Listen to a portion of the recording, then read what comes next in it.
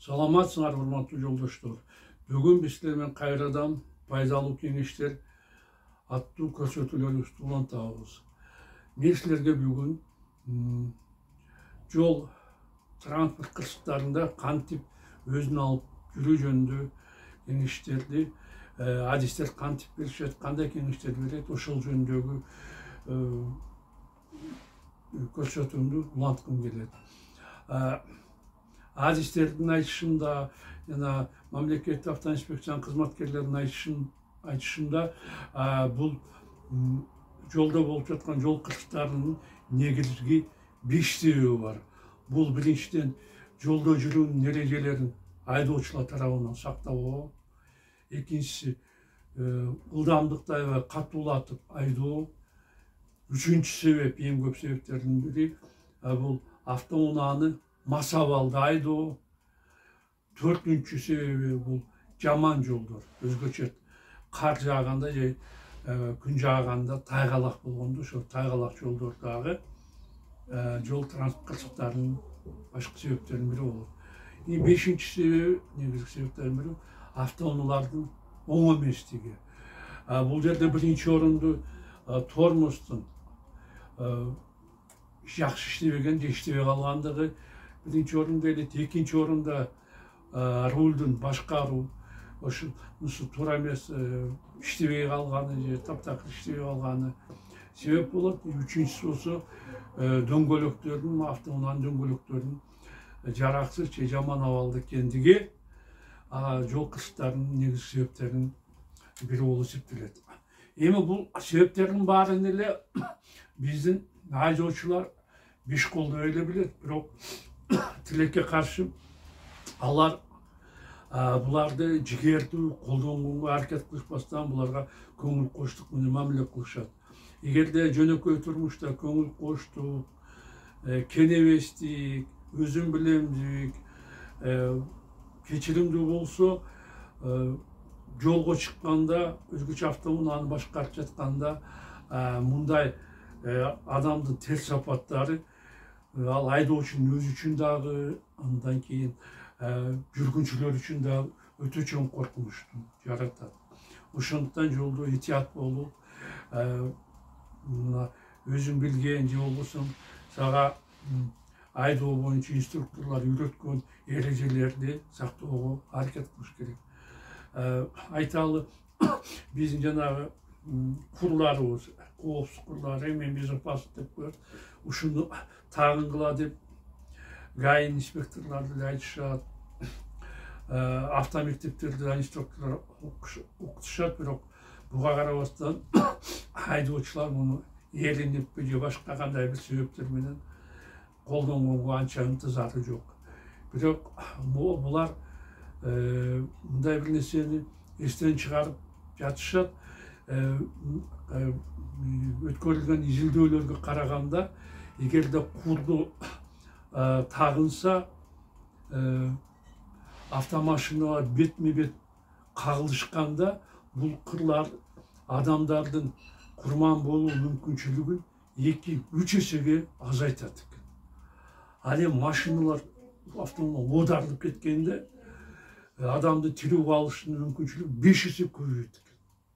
Ойлоп көрдүңбү, жөнөкөй эле кур менен силер өлүмдөн 2-5 эсе көбүрөөк кутулуп кеткенге мүмкүнчүлүгүңөр болот экен.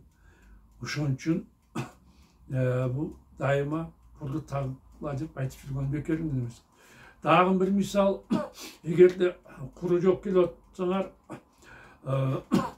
автоунаада 20 км ылдамдыкта келаткан айдоочу кыймылсыз турган тошкоолдукка урунуп алса, айтайлы, дубалга урунуп же үйгө урунуп алса, же кыймылдабай турган башка унаага урунуп алса, ал жаракат алышы мүмкүн. Эгерде ал 50 км ылдамдыкта келаткан болсо, мунун кесепети айдоочу ушул көп кабаттуу үйдүн 4-үнчү кабатынан бети менен ылдый түшкөнгө барабар болот.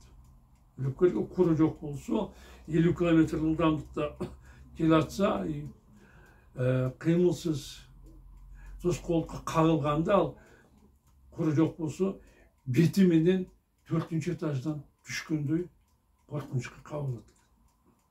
Ошондуктан бул эрежелерди ашча көрбөстөн аларды сактаганга аракет кылыш керек. Эми эгерде буга карабастан автокырсык боло тургандыгы шексиз болуп калганда эмне кылыш керек? Бул боюнча тажрыйбалуу адистер бир нече кеңеш беришет. Биринчиден, эч убакта автоунааны ал толук бойдон токтогонго чейин андан таштап кетпегиле.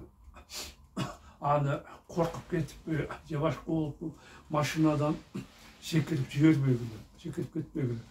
Иликтөөлөр көрсөткөндөй, эгерде силер автоунаанын ичинде болсоңор, авария болгондо силердин тирүү калуу мүмкүнчүлүгүңөр 10 эсе көбүрөөк болот.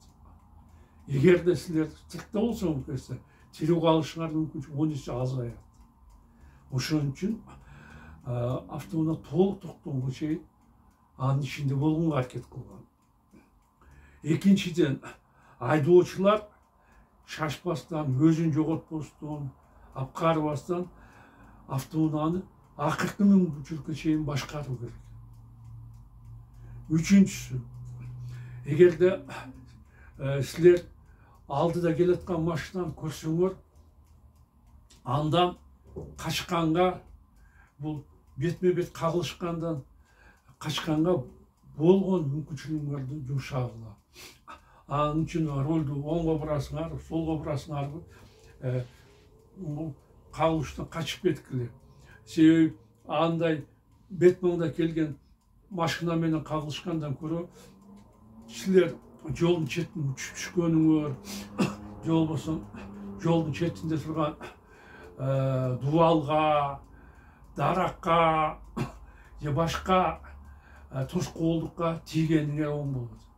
Алар менен кагылышыңар силерге учуп келаткан жеңил машинабы же андан да коркунучтуу оор машинабы, бул ошо менен кагылууга караганда бул учурда азыраак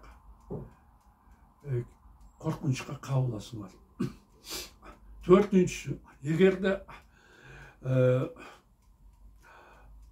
бетме-бет кагылышууну жокко чыгарган таптакыр мүмкүнчүлүк болбосо, анда бетме-бет келген кагылышууну силер капталыңар менен урганга, каптал менен соккуга алмаштырганга аракет кылыңар. Ролду буруп жиберип, оң капталыңар менен же сокку капталыңар менен ургула.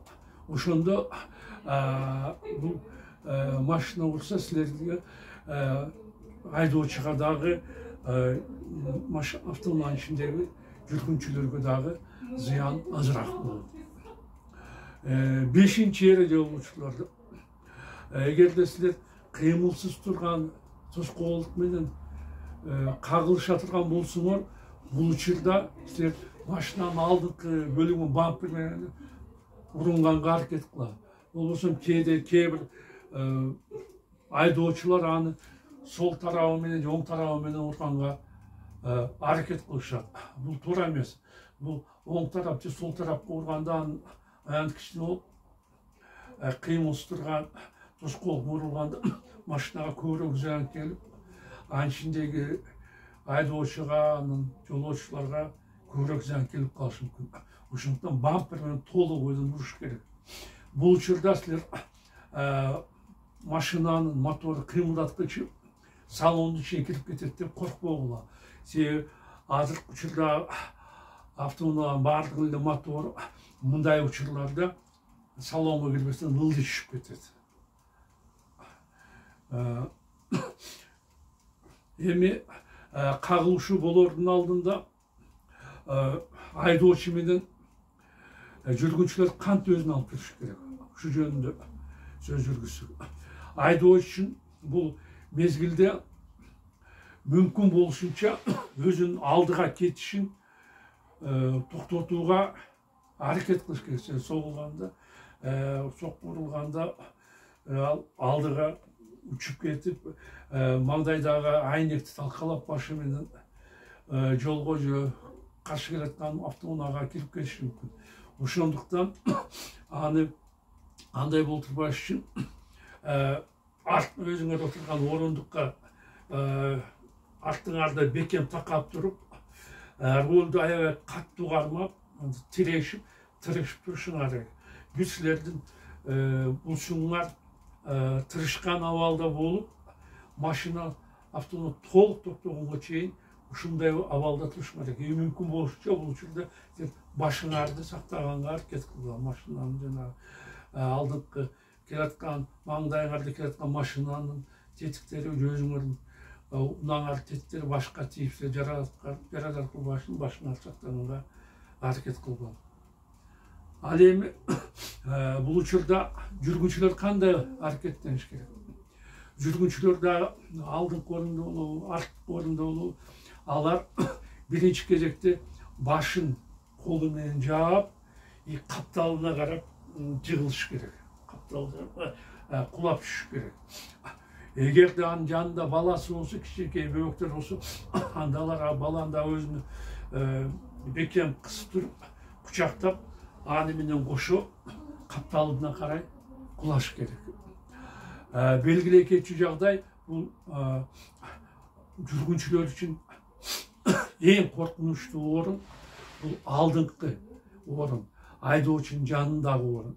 Себеби изилдөөлөр көрсөткөндөй, ар кандай жол кырсыгы болгон учурда айдоочулар биринчи кезекте өзүнө сактаганга аракет кылат. Ошон үчүн алар машинанын рулун жүргүнчү турган тарапка бурганга аракет кылып, өзүн сакташ үчүн буруп туруп, аны алдыда келаткан автоунаага же башка тускоолдукка ушу жүргүнчү турган тарапты сокконго аракет, өзү тирүү калайын деп. Ошон үчүн СССР мезгилинде автоунаасы бар жооптуу мамлекеттик кызматкерлерге коопсуздук эрежелерин үйрөткөндө аларга дайыма автоунаанын айдоочусунун артындагы арткы орондукту ээлөөгө кеңеш берилген. Себеби айдоочу эмне болсо арттагы жүргүнчү дагы ошондой эле абалда калат. Мен айткандай, айдоочу биринчи кезекте өзүн өзү сактаганга аракет кылып, баардык аракеттерди жол кырсыгы болгон учурда көрөт, ошондо артындагы жүргүнчүнүн дагы аман калуу мүмкүнчүлүгү көбөйөт. Ошондуктан мүмкүнчүлүк болсо, силер биринчи кезекте ушу автоунаага отурсаңар, анын айдоочунун артындагы орондукту ээлегенге аракет кылышыңар керек. Ушул себептен дагы бул алдыңкы орондук өтө коркунучтуу, кооптуу болгондуктан жол эрежелери боюнча 12 жашка чейинки балдарга ал орондукта отурууга тыюу салынат. Эми эки автоунаа кагылышкандан кийин кантип аракеттенүү керек? Биринчиден, бул кезекте, бул учурда силер автоунаанын кандай абалда турганын, капталында жатабы, чатырында жатабы, же дөңгөлөктөрүндө эле жөнүндө турабы, ошону аныктап, өзүңөр автоунаанын кайсы жеринде турасыңар, кандай абалда турасыңар, силер бир нерсе кысып калган жокпу, башка жокпу, ушунун баарын тез аранын ичинде аныктаганга аракет кылган. Экинчиден, силер мүмкүнчүлүк болушунча автоунаанын бензини агып жатпай атабы, күйүп өрттөнүп жатпай атабы, өзгөчө мына машиналар аңтарылып кеткенде, ушул жагдайларды сөзсүз аныкташыңар керек. Ушунун баарын билип алгандан кийин силер тез арада автоунаанын ичинен чыгып кеткенге аракет кылышыңар керек. Бул үчүн силер эшик аркылуу же айнек аркылуу чыкканга аракет кылгыла. Эгерде автоунаанын эшиктери ушу жол кырсыгы болгондо ачылып кетсе андан ары ачканга аракет кылбай эле койгула. Ал кысылып кыпчылып калган болушу мүмкүн. Ошондуктан силер бул учурда анын айнектерин ачканга же болбосо аны талкалаганга аракет кылышыңар керек.